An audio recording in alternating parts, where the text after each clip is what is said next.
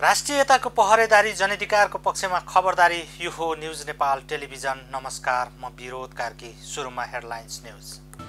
प्रधानमन्त्री ओली र राष्ट्रपति भण्डारीले असंवैधानिक हस्तक्षेप गरेर राजनैतिक सङ्कट पैदा गरेको नेपाली काङ्ग्रेसका सभापति देउबाको आरोप।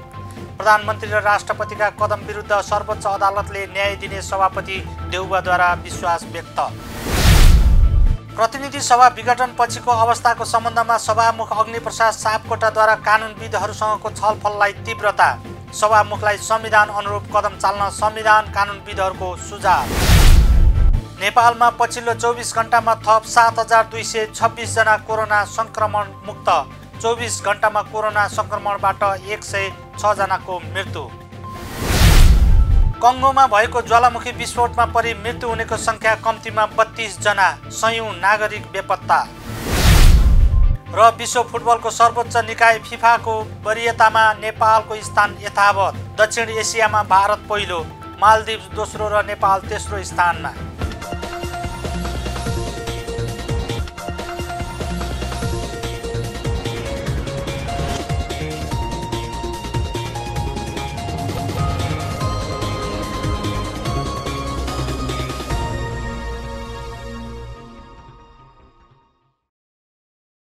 अब न्युज विस्तारमा सुरु गरौं। नेपाली काङ्ग्रेसका सभापति शेरबहादुर देउबाले प्रधानमन्त्री केपी शर्मा ओली र राष्ट्रपति विद्यादेवी भण्डारीले अप्रजातान्त्रिक र असंवैधानिक हस्तक्षेप गरेर राजनैतिक सङ्कट पैदा गरेको बताउनु भएको प्रसङ्गबाट नेपाली काङ्ग्रेसका सभापति शेरबहादुर देउबाले प्रधानमन्त्री केपी शर्मा ओली र राष्ट्रपति विद्यादेवी भण्डारीले अप्रजातान्त्रिक र असंवैधानिक हस्तक्षेप गरेर राजनैतिक सङ्कट पैदा गरेको बताउनु भएको छ।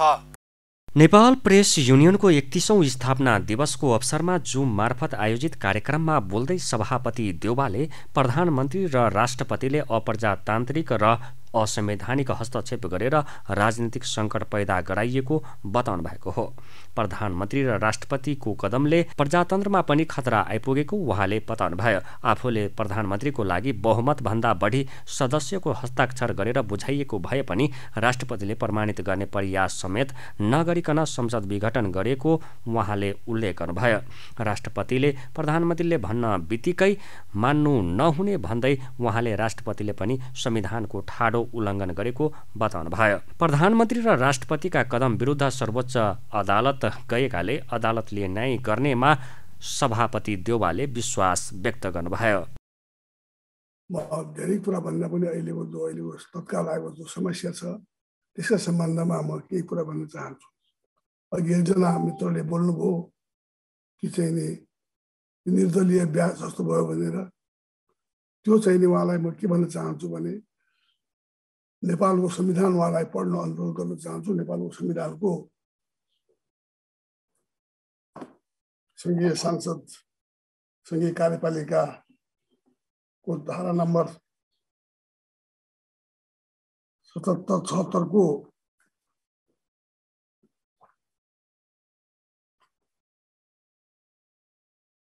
उपधारा 5 उपधारा 3 बमोजिम कुनै पनि सदस्य भनेको छ। यसमा बमोजिम 5 धारा बमोजिम नियुक्त प्रधानमन्त्रीले उपधारा 4 को बमोजिम विश्वासमत प्राप्त गर्न नसकेमा उपधारा 2 बमोजिम उपधारा 2 बमोजिम कुनै पनि प्रतिनिधि सभामा विश्वासमत प्राप्त गर्न सक्ने कुनै पनि सदस्यले भन्दाखेरि त्यहाँ पार्टी भन्ने कुनै पार्टी भनेको छैन। कुनै पनि सदस्यले प्रतिनिधि सभामा विश्वासमत प्राप्त गर्न सक्ने आधार प्रस्तुत गरेमा राष्ट्रपतिले त्यस्तो सदस्यलाई प्रधानमन्त्री नियुक्त गर्नेछ। यही लगेर हामीले राष्ट्रपति कहाँ गएका थियौँ। हामीले चाहिँ बहुमत भन्दा बढी सदस्यहरूको चाहिँ सही हिसाब सहित हामीले राष्ट्रपतिका हामीले बुझाएका थियौँ। राष्ट्रपतिको काम के थियो भनेदेखिलाई कोभिड-19 को संक्रमणले भयानक अवस्था सिर्जना गरेको भन्दै देउवाले सडक आन्दोलनमा जानु नहुने बताउनु भयो। जनतामा गएर झन कोभिड फैल्याउने अपराध गर्नु नहुने उहाँले स्पष्ट पार्नुभयो। मिडियालाई आवाज उठाउन र प्रतिनिधि सभा विघटनको विरुद्धमा जनमत सिर्जना गर्न पनि उहाँले आग्रह गर्नुभयो। संविधानलाई खत्तम पार्ने षड्यन्त्र भइरहेको भन्दै उहाँले त्यस्तो षड्यन्त्रलाई अदालतले परास्त गर्नेमा विश्वास व्यक्त गर्नुभयो। यो कोभिडले भयानकै अवस्था खराब अवस्था सिर्जना गरेको छ एकातिर भनेदेखि एकातिर प्रजातन्त्रमा पनि खतरा आइपुगेको छ। यो चाहिँ अप्रजातान्त्रिक असंवैधानिक हस्तक्षेप गरेर र प्रधानमन्त्रीले राष्ट्रपतिले गरेर चाहिँ नेपालमा एउटा चाहिँ यो सङ्कट राजनीतिक सङ्कट पैदा गरेको छ। त्यसको लागि चाहिँ हामीले चाहिँ यो खास गरिकन मिडिया जगतले पनि आवाज उठाउनु पर्दछ। किनभने डेमोक्रेसी रहेन, मिडियाको अधिकार पनि चाहिँ प्रकार रहन्छ। त्यस कारण चाहिँ डेमोक्रेसी एउटा मात्रै यस्तो चाहिँ व्यवस्था हो जहाँ चाहिँ पूर्ण निर्वाध वाक स्वतन्त्रता हुन्छ, लेखन स्वतन्त्रता हुन्छ, त्यो चाहिँ हरेक स्वतन्त्रता पाउँछ। त्यसै कारण चाहिँ अहिलेको बेलामा नेपाली काङ्ग्रेस प्रजातन्त्रका लागि लडेको पार्टी हो, स्वतन्त्रताका लागि लडेको पार्टी हो, लिबर्टीका लागि लडेको पार्टी हो। त्यसैले चाहिँ नि यो पार्टी जो हामीले एक खत्तम गर्न थाल्यो, यो विषयमा हस्तक्षेप गर्न थाल्यो र यो मनपरी तन्त्रले गर्दाखेरि यो चाहिँ प्रजातन्त्रमा नै खतरा ल्याउनु खोजेको हुनाले काङ्ग्रेस पार्टीले यो चाहिँ यो अदालतमा गएको छ, सबै आवाज उठाएको छ। तर हामीले कोभिडको कारणले हामी जनतामा हामी सडकमा जान सकेका छैनौँ। जनताको कारणले हामी चाहिँ ठुल्ठुलो गर्न सकेका पनि छैनौँ। तर कारण चाहिँ यो मिडिया जगतले नै जनमत सिर्जना गर्ने काम गर्नु पर्यो। सभापति देउवाले आफूले पार्टीको अधिवेशन गराइएन भने कलङ्क आफ्नो टाउकोमा राख्न नचाहने पनि बताउनुभयो। पार्टीको आगामी अधिवेशन सम्पन्न गर्नका लागि आफू तयार रहेको उहाँले स्पष्ट पार्नुभयो। त्यसै गरी नेपाली काङ्ग्रेसका वरिष्ठ नेता रामचन्द्र पौडेलले लोकतन्त्र र राष्ट्र बचाउनु पर्ने सवाल अहिलेको प्रमुख सवाल रहेको भन्दै राष्ट्रिय बनाउने मुख्य शक्ति नेपाली काङ्ग्रेस भएको बताउनुभयो। नेपाली काङ्ग्रेस सक्षम र एकताबद्ध हुन सकेन भने लोकतन्त्र र राष्ट्रको रक्षा गर्न नसकिने पनि उहाँले बताउनु भयो। लोकतन्त्र बचाउने हो भने यो राष्ट्र बचाउने हो भने आज लोकतन्त्र बचाएर राष्ट्र बचाउने सवाल छ आज। त्यसकारण त्यो बचाउनको लागि मूल शक्ति भनेको नेपाली काङ्ग्रेस। आज यो लोकतन्त्रको पक्षधर पहरेदार नेपाली काङ्ग्रेस यदि सक्षम हुन सकेन, सबल हुन सकेन, एकताबद्ध हुन सकेन भने होइन यो लोकतन्त्रलाई चाहिँ रक्षा गर्ने कुरा, यो राष्ट्रको रक्षा गर्ने कुरा कमजोर पर्न जान्छ। यो कुरा पनि म तपाईँहरूलाई निवेदन गर्न चाहन्छु। यो कुनै घमण्ड होइन। आज नेपाली काङ्ग्रेससित असहमत हुने साथीहरू पनि यहाँ हुनुहुन्छ, तर पनि तपाईँहरूले समग्रमा नेपाली हो तपाईँ होइन। त्यसकारण यो कुरालाई तपाईँहरूलाई चाहिँ म के निवेदन गर्छु भने हाम्रो पार्टी नेपाली काङ्ग्रेस अहिले सङ्कटमा छ। हाम्रो पार्टीले 4 वर्षमा चुनाव गर्नुपर्ने त्यो 4 वर्ष पनि हामीले कटायौँ। त्यसपछि 1 वर्ष थप्नुपर्ने त्यो पनि हामीले कटायौँ र संविधानले दिएको 5 वर्ष र चाहिँ त्यसपछि असाधारण परिस्थिति पर्दा थप्ने 6 महिना त्यो पनि मधौमा अब पुरा हुने अवस्थामा पुगेको छ। संविधान त निर्धारित मितिमै पार्टीको अधिवेशन सम्पन्न गर्नुपर्नेमा जोड दिँदै नेता पौडेलले हालसम्म टुङ्गो लागेको क्रियाशील सदस्यहरूलाई मात्रै अधिवेशन प्रतिनिधि बनाएर महाधिवेशन गर्न सकिने विकल्प अघि सार्नुभयो। त्यस्तै 13औं महाधिवेशनकै प्रतिनिधिबाटै भए पनि महाधिवेशन गर्नुपर्ने उहाँले बताउनुभयो। 1 वर्ष कार्यकालका लागि भए पनि महाधिवेशन गर्नुपर्ने नेता पौडेलले बताउनुभयो। जिल्ला प्रशासन कार्यालय काठमाडौँले निषेधाज्ञाको समयमा पनि दैनिक उपभोग्य वस्तुको सहज आपूर्तिको व्यवस्था मिलाएकोले घरमै बसेर निषेधाज्ञाको पूर्ण पालना गर्न सबैलाई अपिल गरेको छ। जिल्ला प्रशासन कार्यालयले जेठ 14 गते शुक्रबारदेखि काठमाडौँ उपत्यकाका 3 जिल्लामा किराना पसल, खाद्यान्न पसल र डिपार्टमेन्टल स्टोर पनि बन्द गर्ने गरी निषेधाज्ञाको मोडालिटी परिवर्तन गरेपछि दैनिक उपभोग्य सामान खरिदमा समस्या हुने भन्दै निर्णयको विरोध भइरहेको बेला प्रशासनले त्यस्ता वस्तुको आपूर्ति सहज पारिने जनाएको हो। बिहिबार बिहान जिल्ला प्रशासन कार्यालयले नेपाल खाद्य व्यवस्था तथा व्यापार कम्पनी लिमिटेड, साल ट्रेडिङ कर्पोरेसन लिमिटेड, उपभोक्ता संरक्षण मञ्च र खाद्य किराना थोक व्यापार सङ्घका प्रतिनिधिहरूसँग छलफल गरी आगामी 1 साता दैनिक उपभोग्य सामान अभाव हुन नदिने गरी व्यवस्था मिलाउन निर्देशन दिएको हो।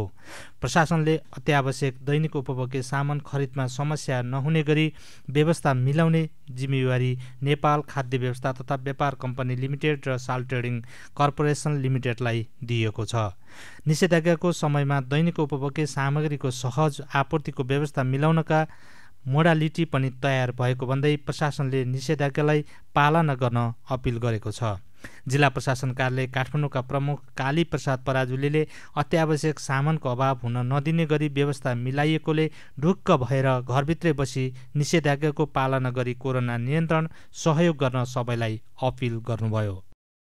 78/2/14 देखि 78/2/20 गतेसम्म जुन हामीले निषेधाज्ञालाई चाहिँ निरन्तरता दिने निर्णय गरेका छौँ र यसमा थप अलिकति क्षेत्रहरूलाई सीमित गरेको अवस्थामा अब यो चाहिँ निषेधाज्ञाको अवधिभर किराना पसल, खाद्यान्न पसल र डिपार्टमेन्टल स्टोर पनि बन्द गर्ने भनेर जुन निर्णय गरियो त्यस निर्णय पश्चात अब यो आपूर्ति व्यवस्थापन कसरी मिलाउने भन्ने सम्बन्धमा आज चाहिँ हामी नेपाल खाद्य व्यवस्था तथा व्यापार कम्पनी लिमिटेड, साल ट्रेडिङ कर्पोरेसन लिमिटेड, उपभोक्ता संरक्षण मञ्च र खाद्य किराना थोक व्यापार सङ्घका प्रतिनिधिहरूसहित हामी अहिले यहाँ बैठक गऱ्यौँ र यो बैठकबाट अब विभिन्न निर्णय भएको छ। अब हामीले यो कोरोनाको सङ्क्रमण दर घटाउनकै निम्ति हामीले यो निर्णय गरेको हो। अब यस्तो अवस्थामा पनि आपद विपदमा परेको मानिसहरूलाई चाहिँ, नागरिकहरूलाई चाहिँ अत्यावश्यक पर्ने दाल, चामल, तेल, नुन लगायतका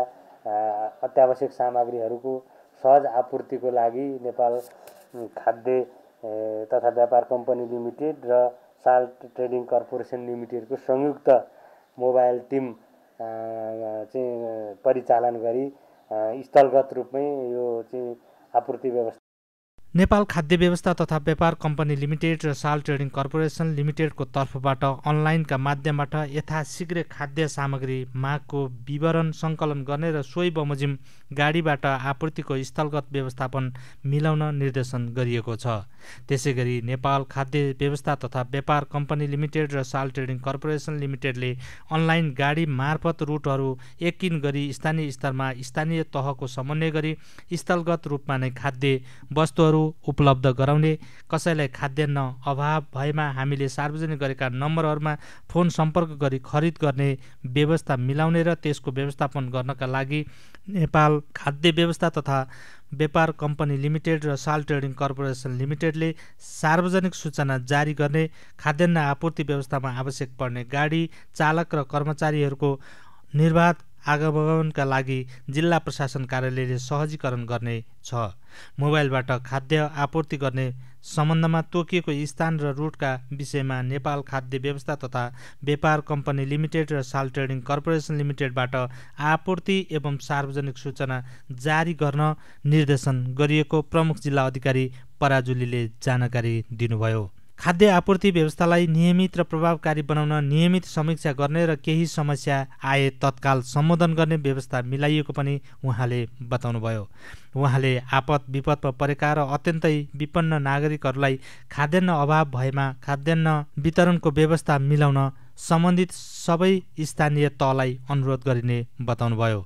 साल ट्रेडिङ कर्पोरेसन लिमिटेडका सूचना अधिकारी कुमार राज भण्डारीले उपभोक्ताहरूलाई आवश्यक दैनिक उपभोग्य सामग्रीको अभाव हुन नदिने गरी मोबाइल भ्यान परिचालन गरिने र आवश्यक र माग भए बमोजिम टोलमा परिचालन गरिने बताउनुभयो। खाद्य व्यवस्था व्यापार कम्पनीका विभागीय प्रमुख प्रेम थापाले प्रशस्त खाद्यान्न मौजात रहेको र अनलाइन डेलिभरी दिन सक्ने स्थितिमा आफूहरू रहेको भन्दै काठमाडौँ उपत्यकाको टोलमा खाद्य सामग्री पठाउन सक्ने व्यवस्थापकीय तयारी गरिएको ढुक्क हुन सबैलाई आग्रह गर्नुभयो।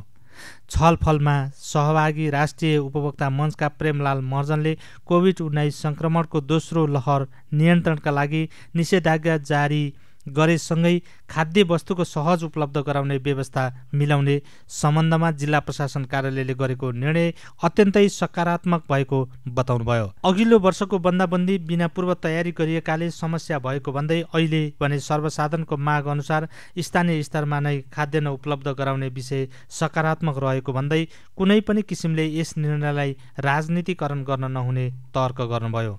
जेठ 14 गतेदेखि 20 गतेसम्म काठमाडौँ जिल्लामा निषेधाज्ञालाई कडाई गरिएको छ। अति आवश्यक सेवा बाहेक किराना पसल, खाद्यान्न पसल र डिपार्टमेन्टल स्टोरहरू पनि 20 गतेसम्म खोल्न पाइने छैन। Bureau report, news Nepal television, Kathmandu. प्रतिनिधि सभाका सभामुख अग्निप्रसाद सापकोटाले प्रतिनिधि सभा विघटन पछिको अवस्थाको सम्बन्धमा कानुनविदहरूसँग छलफल गर्नुभएको छ। सभामुख सापकोटाले बिहिबार संघीय संसद भवन नयाँ बानेश्वर स्थित लोसे हलमा प्रतिनिधि सभा विघटन पछिको अवस्था र सभामुखको भूमिकाको सम्बन्धमा कानुनविद तथा न्यायिक क्षेत्रका विज्ञहरूसँग छलफल गर्नुभएको हो। छलफलका क्रममा कानुनविदहरूले प्रतिनिधि सभा विघटनको सम्बन्धमा आफ्नो धारणा राख्दै सभामुखलाई संविधान अनुरूप कदम चाल्न सुझाव दिएका छन्। संविधानविद चन्द्रकान्त गेवालीले सरकार संसदप्रति उत्तरदायी हुनुपर्ने भए पनि संसदप्रति उत्तरदायी नभएको बताउनुभयो। संसद विघटन गर्नुपूर्व सभामुखसँग परामर्श लिनुपर्ने संवैधानिक दायित्व भए पनि प्रधानमन्त्रीले संवैधानिक दायित्व पुरा नगरेको उहाँले बताउनुभयो। सभामुखले संविधान र कानुन अनुरूप चल्नुपर्ने र संसद मार्फत हस्तक्षेपकारी भूमिका खेल्नुपर्नेमा उहाँले जोड दिनुभयो। संविधानविद टीकाराम भट्टराईले संविधानमा सभामुखलाई पनि विशेष अधिकार दिएको उल्लेख गर्दै सोही अधिकारको आधारमा संसद बैठक बोलाउनुको लागि राष्ट्रपति समक्ष सिफारिस गर्नुपर्ने बताउनुभयो। यसअघि नै सर्वोच्च अदालतले कोही व्यक्तिको लहर र सनकमा प्रतिनिधि सभा विघटन गर्न नसकिने फैसला गरिसकेकाले सर्वोच्चको सोही आदेश अनुसार पनि प्रतिनिधि सभा विघटन हुन नसक्ने बताउनुभयो। संविधानविद भीमार्जुन आचार्यले प्रतिनिधि सभा विघटन हुनुमा स्वयं प्रतिनिधि सभा र राजनीतिक दलहरू जिम्मेवार रहेको बताउनुभयो। यसअघि नै प्रतिनिधि सभा विघटन पश्चात पुनर्स्थापना भएपछि संसद र राजनीतिक दलहरूको भूमिका प्रभावकारी नभएको उहाँको भनाइ छ। प्रतिनिधि सभा विघटन गर्दा संसद र प्रतिपक्षी मूकदर्शक बढी जाल जेल र षड्यन्त्रलाई रोक्न नसकेको उहाँले बताउनुभयो। प्रतिनिधि सभा विघटनलाई असंवैधानिक भन्दै असंवैधानिक कदमका पछि नै राजनीतिक दलहरू लागेको उहाँको जिकिर छ। प्रतिनिधि सभा पुनर्स्थापना नभएसम्म कानुनी र संवैधानिक रूपमा सभामुखले केही गर्न नसक्ने आचार्यले बताउनुभयो। संसद पुनर्स्थापन भयो, त्यो असंवैधानिक छ, तर सर्वोच्चमा त्यो विचार दिनुका कारणले गर्दाखेरि अहिले सभामुखले कानुन र संविधान बमोजिम नै कुनै कदम उठाउन सक्ने, संसदलाई सुचारू गर्न सक्ने यो अवस्था चाहिँ म कानुन र संविधानमा मैले देख्दैन। तर फेरि पनि आजको यो छलफलको एउटा महत्त्व सभामुखज्यूलाई के होला भने कि नोटिसमा दिनुपर्ने सभामुखज्यूले थुप्रै कुराहरू छन्। म 2-4 कुराहरू नोटिसको लागि चाहिँ म यहाँ भन्न चाहन्छु। र गएका दिनमा यो केवल आजको दिन आउनुमा प्रधानमन्त्री र राष्ट्रपति मात्र नभएर यो संसद पनि जिम्मेवार छ भन्ने चाहिँ मलाई लाग्छ। सभामुखले यसलाई नोटिसमा दिनुपर्छ र केही नैतिक एउटा जिम्मेवारी सभामुखज्यूको पनि हुन्छ। 2-3 कुरा मात्रै म सेयर गर्न चाहन्छु। एउटा कुरा, प्रधानमन्त्री र राष्ट्रपतिले यो संविधानमाथि जुन खालको घात गर्नुभयो त्यसलाई अङ्ग्रेजीमा सबभर्सन भनेर भन्छ। त्यो सबभर्सन भनेको अघि ओमजीले भने जस्तो त्यो संविधान र राष्ट्रमाथिको सबभन्दा ठुलो कसुर र सबभन्दा ठुलो चाहिँ अपराध हो। त्यो मान्छे मारेको, अरू गरेको अपराधहरू भन्दा पनि ठुलो अपराध चाहिँ संविधानमाथि राज्यको कुनै पदाधिकारीले गर्ने त्यो सबभर्सनलाई चाहिँ त्यो राष्ट्रघात मानिन्छ र संविधानमाथिको कसुर र अपराध मानिन्छ।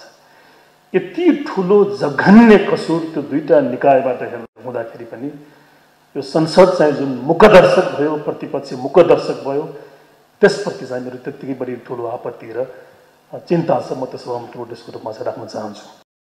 पूर्व महान्यायाधिवक्ता रमण श्रेष्ठले प्रधानमन्त्री ओलीले राष्ट्रपति, संसद, न्यायपालिकाको अधिकार पनि आफैले प्रयोग गर्न खोजेको बताउनुभयो। प्रधानमन्त्रीले कानुन पनि आफैले बनाएर राज्य सञ्चालन गरेको उहाँको भनाइ छ। संसद जीवित छ भन्ने कुरा देखाउन सभामुखले आफ्नो सक्रियतालाई बढाउनु पर्नेमा उहाँको जोड छ। प्रतिनिधि सभा पुनर्स्थापना हुनेमा पनि उहाँले विश्वास व्यक्त गर्नुभयो। सभामुखले संसदीय समितिका सभापति, नागरिक समाज, पत्रकार र राजनीतिक दलहरूको छलफललाई तीव्रता दिनुपर्ने उहाँले सुझाव दिनुभयो। सर्वोच्च अदालतले प्रतिनिधि सभालाई पुनर्स्थापित गरिसकेपछि राजनीतिक दल र मान्य सदस्यज्यूहरूले र संसदले जुन प्रभावकारी भूमिका खेल्नु पर्थ्यो त्यो खेल्न नसकेको स्थितिले दोस्रोचोटि फेरि यो स्थिति आयो र अहिले फेरि प्रतिनिधि सभा विघटन भएको घोषणा भएको छ। अदालतमा मुद्दा पनि परेको छ र हामीलाई विश्वास के छ भने प्रतिनिधि सभा पुनर्स्थापना हुन्छ। तर अहिले मैले के देखिरहेको छु भने एकजना व्यक्ति त्यस्तो जसले सबैको अधिकार प्रयोग गरिरहेछ, प्रधानमन्त्रीजी। उहाँले राष्ट्रपतिजीको अधिकार पनि प्रयोग गर्नुभएको छ, संसदको अधिकार पनि प्रयोग गर्नुभएको छ, आफ्नो अधिकार त छँदैछ, न्यायपालिकाको अधिकार पनि प्रयोग गर्ने प्रयास गरिराख्नु भएको छ। जस्तो 76 महागठबन्धनको सरकार बनाउनलाई कल गर्ने कसले? के क्याबिनेटले सिफारिस गर्ने विषय थियो? त्यो त थिएन।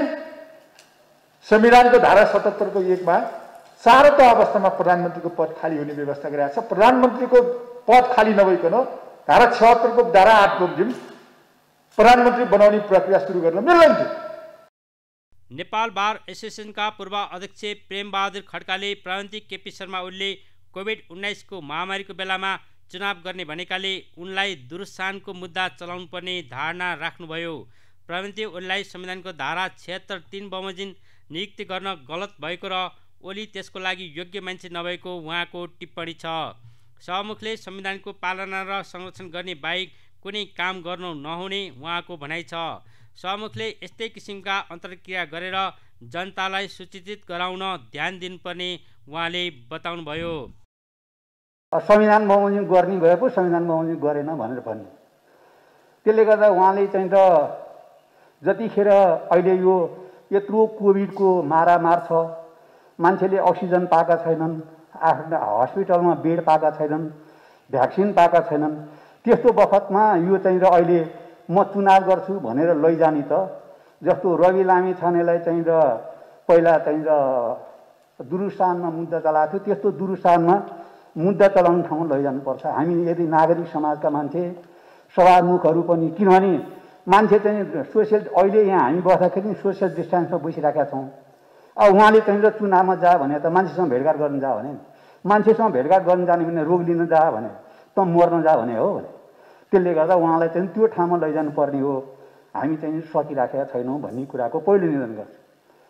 त्यसपछि मेरो चाहिँ प्रष्ट धारणा के छ भने उहाँलाई चाहिँ र जुन 76 को 3 बमोजिमको प्रधानमन्त्री नियुक्ति गरियो त्यो नै गलत थियो। त्यो 3 बमोजिम राष्ट्रिय सभा सदस्य राधेश्याम अधिकारीले बहुमत सांसदहरूले प्रतिनिधि सभा हामी चलाउन चाहन्छौँ भने हस्ताक्षर नै गरिसकेपछि विघटन गर्न नपाइने बताउनुभयो। सांसदहरूले हामी सरकार बनाउन सक्छौँ भन्नुन्जेलसम्म संसद जीवित रहने उहाँले उल्लेख गर्नुभयो। सरकारले विभिन्न असंवैधानिक गतिविधि गर्दै आएको उहाँको भनाइ छ। महामारीको बेलामा चुनावको घोषणा गरी जनताको दुःखलाई बेपरवाह गरिएको उहाँले बताउनुभयो। सभामुखसँग संसदको पक्षमा जनमत सिर्जना गर्नुपर्ने उत्तरदायित्व रहेको उहाँले औँल्याउनुभयो। मुलुक कोभिडले ग्रस्त छ। हामी यति टाढा यति थोरै मान्छे बस्दा पनि यो सिङ्गे हलमा चाहिँ हामी टाढा बसिरहेका छौँ। प्रेसले पनि त्यसैलाई देखिरहेको छ। बोल्दाखेरि खुला मुख लगाएर बोल्न पाइँदैन, मास्क लगाएर बोल्नु परिरहेको छ। त यस्तो परिस्थिति मुलुकमा भइरहेको बेलामा निर्वाचन भनेको आफ्नो म्यानिफेस्टो, आफ्नो दृष्टिकोण, आफ्नो कुराकानी राखेर घर दैलोमा जाने बेला हो। र त्यो परिस्थिति छैन भन्ने कुरा कसैले जान्दैन भनेदेखि त्योभन्दा बढ्ता चाहिँ मूर्ख कोही ठहरिँदैन। त्यति कुरा जान्दै पनि जुन चुनावमा धकेल्ने काम आज भएको छ मुलुकलाई, कुनै पनि कुराको परवाह नगरिकन कहिले वेस्ट बङ्गालको चुनाव भएको भनेको छ, कहिले चाहिँ अमेरिकाको चुनाव भनेको छ, कहिले बेलायतको चुनाव भइरहेको छ भनेको छ। त ती मुलुकमा भएका कुराको दृष्टान्त र हाम्रो दृष्टान्तलाई चाहिँ के छ भनेदेखि एकै खालको चाहिँ तुलना गरेर के छ भने जबरजस्ती चुनावमा जुन लैजाने, आवश्यकै नपरेको चुनावमा जुन लैजाने कामहरू भइरहेको छ त्यो त के छ भन्दाखेरि जनताको बिल्कुल परवाह नगरेको देखिन्छ। आजै पनि यहाँ चाहिँ भोलि बिहान चाहिँ मर्निङ वाकसम्म पनि गर्न नपाइने भन्ने चाहिँ घोषणा भइरहेको छ। जुन ठाउँमा मर्निङवाकसँग गरेर घोषणा गर्न पाइँदैन त्यो ठाउँमा निर्वाचन कसरी हुन्छ? निर्वाचन सुरु भयो त, निर्वाचन भनेपछि त निर्वाचन सुरु भयो। त त्यस किसिमको कुराहरूको चाहिँ हामीहरूले चाहिँ के छ भनेदेखि हामीले यो सरकारलाई चाहिँ त्यति बेपरवाह भएर जनताको दुःख पीडासँग चाहिँ बेपरवाह भएर काम गरिरहेको देख्दैछु। अब रह्यो आज सभामुखजीले के भन्नुभएको छ भन्दाखेरि चाहिँ सुरुमै भन्नुभएको थियो कि सभामुखको भूमिका के हुन्छ भनेर चाहिँ सोध्नुभएको थियो। मलाई लाग्छ सभामुखजीको भूमिका भनेको यही नै हो, जनमत सृजना गर्ने। आज संसदको प्रमुख भएको नाताले, संसदको अभिभावकको भूमिका रहनु भएको नाताले संसदलाई जोगाउनु पर्ने चाहिँ कर्तव्यको कारणले गर्दाखेरि त्यो उत्तरदायित्व छ यहाँमाथि। त्यसकारण त्यो उत्तरदायित्वको वहनको सिलसिलामा अस्ति पूर्व सभामुखहरूको चाहिँ बैठक गराउनु भयो, त्यो एकदम राम्रो भयो। आज केही कानुन व्यवसायी मित्रहरूको चाहिँ संविधानविदहरूको चाहिँ केही चाहिँ छलफल गराउनु भयो, त्यो पनि उचित छ। अहिले पनि तपाईँको के छ भने अस्तिको चाहिँ कुरा टुङ्गिसकेको छैन, फेरि नयाँ चाहिँ फेरि के छ भने 45 दिनको चाहिँ त्यो चाहिँ आडमा फेरि नयाँ भर्ती भइसक्यो। मैले अहिले यहाँको समस्या के राख्न खोजेँ भनेदेखि संवैधानिक सुनवाईको कुरा यो अनिवार्य हो कि होइन? संविधानले चाहिँ अनिवार्य गरेको कुरा हामीले बनाएको नियमावली, हामीले बनाएको नियमावलीको अर्थ त के हो भने 45 दिनभित्र गर्नुपर्छ भनेर त के छ त्यतिभित्रमा गर्न सकिएला भनेर अनुमानित एउटा समयको सीमा मात्रै गरिया हो। त्यसको माने संसदीय राष्ट्रिय सभा सदस्य रामनारायण बिडाईले संविधानको धारा 76 प्रधानमन्त्री र राष्ट्रपतिका बीचमा हुने काम कारबाही नभएको स्पष्ट पार्नुभयो। धारा 76 प्रतिनिधि सभा र राष्ट्रपति बीच हुने काम कारबाही भएको उहाँले बताउनुभयो। यस सम्बन्धमा सभामुखले सम्पूर्ण कुरा लेखेर राष्ट्रपतिलाई दिनुपर्ने उहाँले बताउनुभयो। सभामुखले बहुमत सांसदहरूको बैठक पटक पटक बसालेर त्यसको सम्पूर्ण कुराहरू राष्ट्रपतिलाई पठाउँदै जानुपर्ने र जनतालाई सूचित गर्दै जानुपर्ने विचार उहाँले व्यक्त गर्नुभयो। बजेटको बारे उहाँले जुन व्याख्या गर्नुभयो, असारको मसान्त वा साउनको 1 गतेको कुरा ल्याउनु भयो।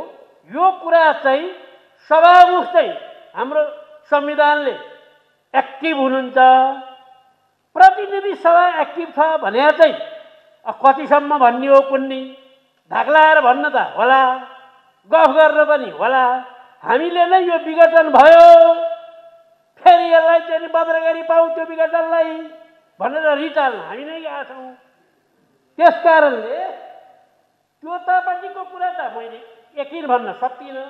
सभामुखले बजेटको कुरा चाहिँ अघि भनेको धारा 93 देखि लिएर 103 देखिका धाराहरू सबैलाई लिएर प्रष्ट रूपमा बजेटको बारेमा सभामुखले राष्ट्रपतिलाई कितान साथ लेखेर पठाउनु पर्छ। यस्तै भेलाहरूले पनि भन्यो, विज्ञले नि भने, 146 जना वा 150 जना सांसदले नि भने, जम्मै विद्वानहरूले पनि भने अहिलेको बजेट चाहिँ तिमीले ल्याउन मिल्दैन, म यहाँ जिउँदैछु भन्नु पर्यो। त्यस कारणले त्यो चाहिँ महत्त्वपूर्ण कुरा एउटा त्यो गर्नै पर्छ भन्ने मलाई लाग्छ।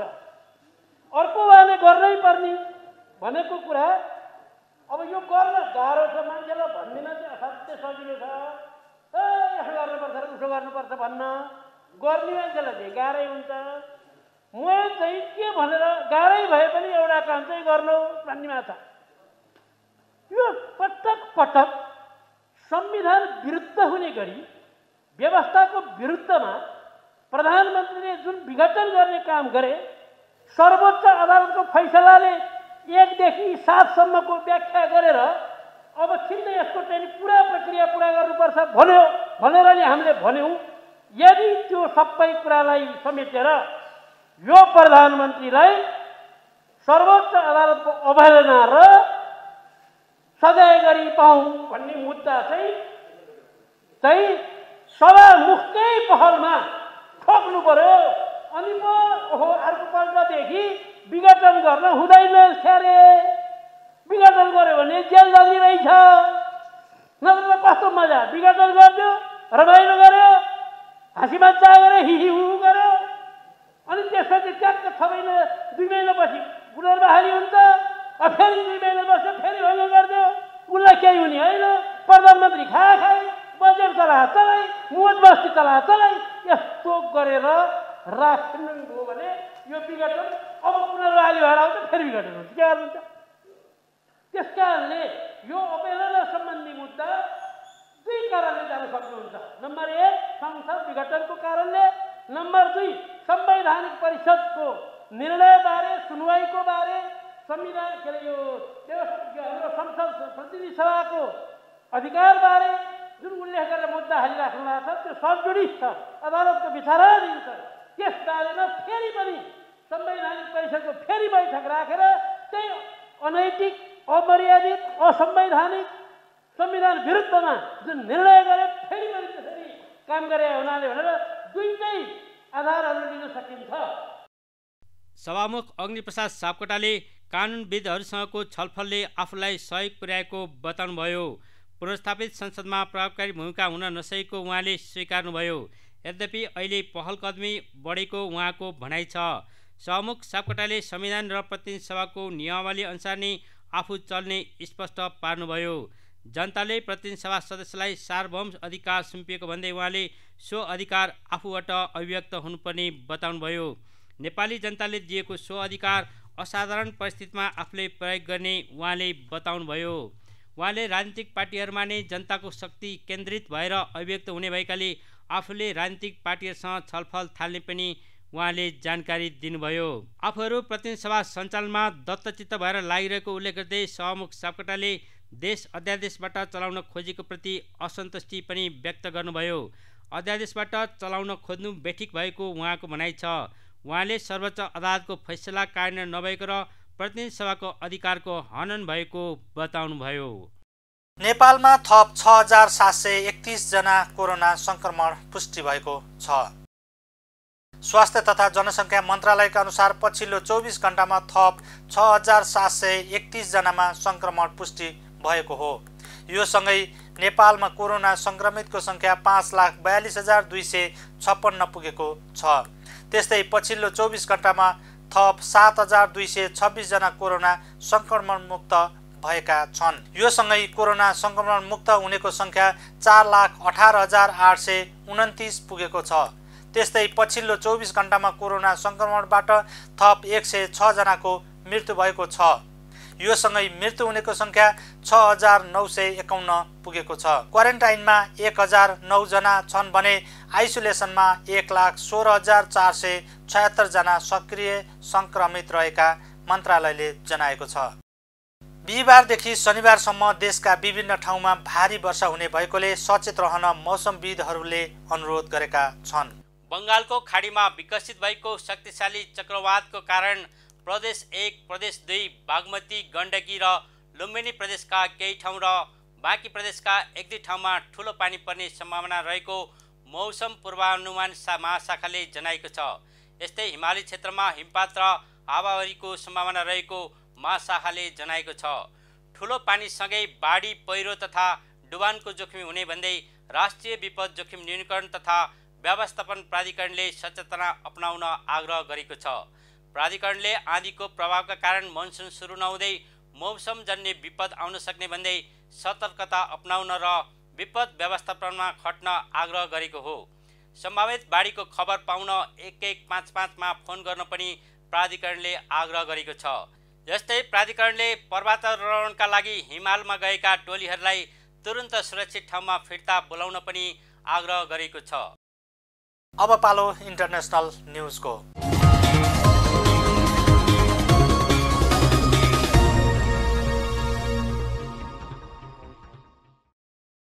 कङ्गोमा भएको ज्वालामुखी विस्फोटमा परि मृत्यु हुने व्यक्तिको संख्या कम्तीमा पनि 32 जना पुगेको छ भने त्यहाँबाट सयौं नागरिक बेपत्ता भएका छन्।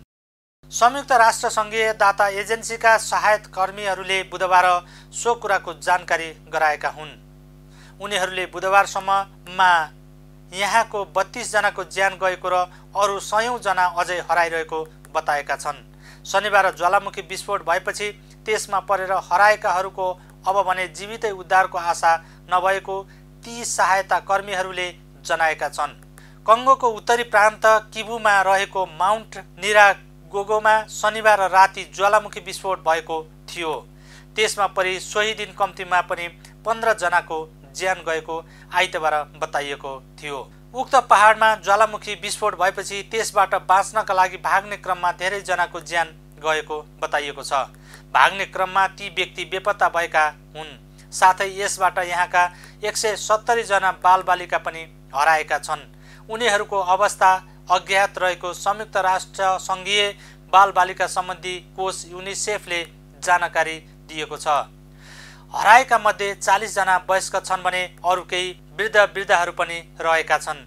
करिब 170 जना बालबालिका हराएका छन् भने अरू केही बालबालिका आफ्नो घरबाट अन्यत्र अर्को गाउँमा पुगेका छन्। अमेरिकी राष्ट्रपति जो बाइडेनले कोरोना भाइरसको महामारीका बारेमा थप अनुसन्धान गर्न निर्देशन दिएका छन्। राष्ट्रपति बाइडेनले चीनको वुहान शहरबाट सुरु भएको कोरोना भाइरसका बारेमा थप अनुसन्धान गरेर 3 महिनाभित्र प्रतिवेदन पेश गर्न निर्देशन दिएका हुन्। चीनबाट सुरु भएको कोरोना विश्वभर महामारीको रूपमा फैलिरहेको छ। कोरोना महामारीका कारण विश्वभर करोडौं मानिस प्रभावित भएका छन् भने लाखौंको मृत्यु भइरहेको छ। पछिल्ला दिनहरूमा दक्षिण एसियाली मुलुकहरूको कोरोना संक्रमण तीव्र रूपमा फैलिरहेको छ। यसअघि अनुसन्धानकर्ताहरूले जनावरहरूबाट मानिसमा संक्रमण भएर कोरोनाको महामारी सुरु भएको बताएका थिए। तर हालैका दिनहरूमा अमेरिकी वैज्ञानिकहरूले चिनिया प्रयोगशालाहरूबाट भाइरस फैलिएको दाबी गरेका छन्। अमेरिकी वैज्ञानिकहरूको उक्त दाबीको चीनले कडा रूपमा खण्डन गर्दै आएको छ। भारतले आउँदो डिसेम्बरसम्म 60 करोड मानिसलाई कोरोना विरुद्धको दुवै मात्रा खोप लगाइसक्ने दाबी गरेको छ।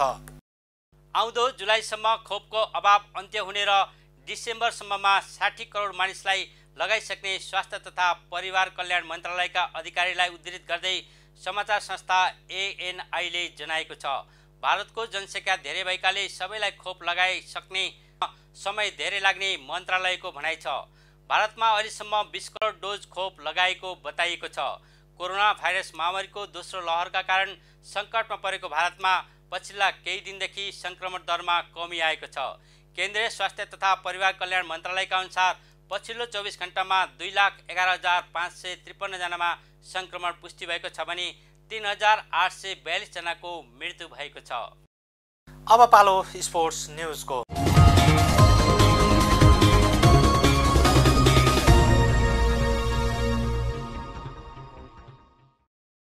विश्व फुटबलको सर्वोच्च निकाय फिफाको वरियतामा नेपाल यथावत रहेको छ।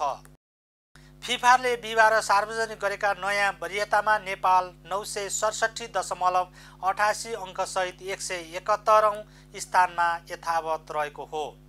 गत महिना पनि नेपाल 171औं स्थानमै रहेको थियो।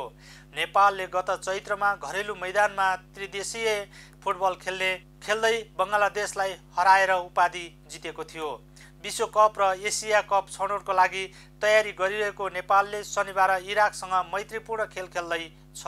खेलका लागि बुधबार नै नेपाली टिम इराक पुगिसकेको छ। यो खेलपछि विश्वकप छनौटमा खेल्न बाँकी जोर्डन, चाइनिज ताइपे र अस्ट्रेलियासँगको खेलमा नेपाललाई सहज हुने अनुमान गरिएको छ। फिफा वरियतामा बेल्जियम शीर्ष स्थानमा रहँदा फ्रान्स दोस्रो तथा ब्राजिल तेस्रो स्थानमा रहेको छ। दक्षिण एसियामा भारत पहिलो, मालदिप्स दोस्रो र नेपाल तेस्रो स्थानमा छ। हामी न्युज बुलेटिनको अन्त्यमा आइपुगेका छौँ। जाँदा जाँदै हेडलाइन्स न्युज पुनः एकपटक।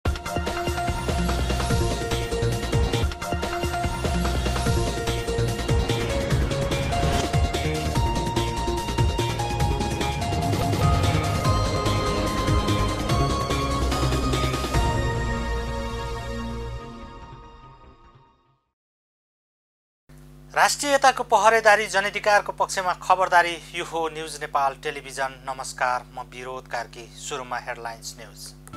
प्रधानमन्त्री ओली र राष्ट्रपति भण्डारीले असंवैधानिक हस्तक्षेप गरेर राजनैतिक सङ्कट पैदा गरेको नेपाली काङ्ग्रेसका सभापति देउबाको आरोप। प्रधानमन्त्री र राष्ट्रपतिका कदम विरुद्ध सर्वोच्च अदालतले न्याय दिने सभापति देउबाद्वारा विश्वास व्यक्त। प्रतिनिधि सभा विघटन पछिको अवस्थाको सम्बन्धमा सभामुख अग्निप्रसाद सापकोटाद्वारा कानुनविदहरूसँगको छलफललाई तीव्रता। सभामुखलाई संविधान अनुरूप कदम चाल्न संविधान कानुनविदहरूको सुझाव। नेपालमा पछिल्लो 24 घण्टामा थप 7,226 जना कोरोना संक्रमण मुक्त। 24 घण्टामा कोरोना संक्रमणबाट 106 जनाको मृत्यु। कङ्गोमा भएको ज्वालामुखी विस्फोटमा परि मृत्यु हुनेको संख्या कम्तीमा 32 जना, सयौं नागरिक बेपत्ता। र विश्व फुटबलको सर्वोच्च निकाय फिफाको वरियतामा नेपालको स्थान यथावत। दक्षिण एसियामा भारत पहिलो, मालदिभ्स दोस्रो र नेपाल तेस्रो स्थानमा।